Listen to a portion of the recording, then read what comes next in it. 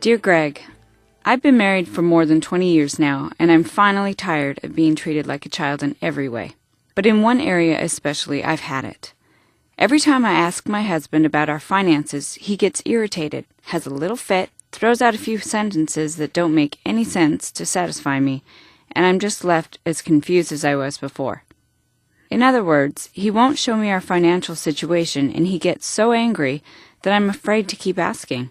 So I don't know if we're up to our necks in debt, or if we're doing all right, or anything. He acts like we're starving to death all the time, but that could mean anything. And I work full-time giving him my paychecks, so I think I have a right to know what's going on. Yes, you do have a right to know on a number of levels. Morally, he's lying to you by intentionally withholding information that's an important part of your relationship.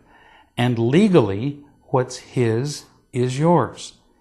You've already held up your end of the marriage, financially speaking, by sharing what's yours, since you turn over your checks to him.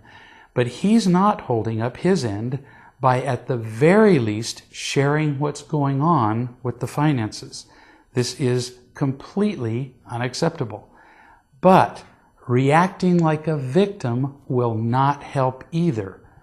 Don't whine. Don't complain. Simply take action.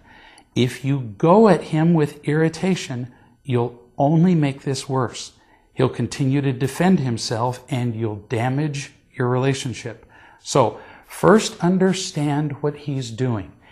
Anytime somebody behaves badly, it's about real love. He doesn't feel loved, and he's trying to fill himself up with imitation love, in this case, with power. If he controls the finances and withholds information from you, he gets a real sense of power over you. And whether he realizes it or not, he enjoys that.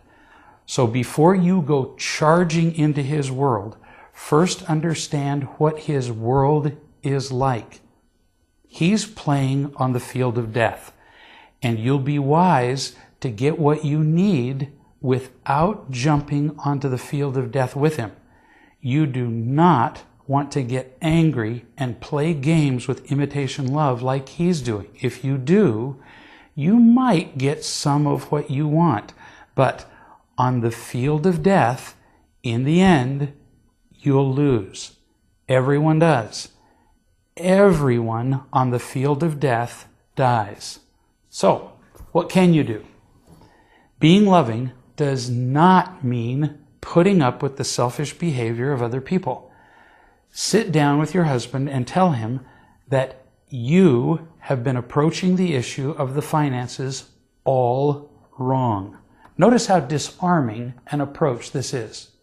You're not attacking him. You are taking responsibility for what you have been doing wrong. Now, does this mean he has not been wrong in a million ways? No, not at all. But you do not want to start the conversation off with how he is wrong. Start off with the truth about you. Tell him that you have not asked clearly enough for what you have needed. Tell him that you want this. You want a clear, easily understood accounting of your finances, including a clear statement of your net worth and a statement of what's available in all your savings and checking accounts.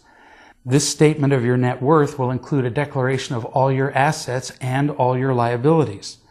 Most banks have electronic access to accounts. You will be given access to all your accounts. Then you want a day set aside each month where he will clearly update all of this information, all the information we've talked about, and you'll talk about how money was spent that month. And we'll continue this discussion in our next session. We're just getting warmed up.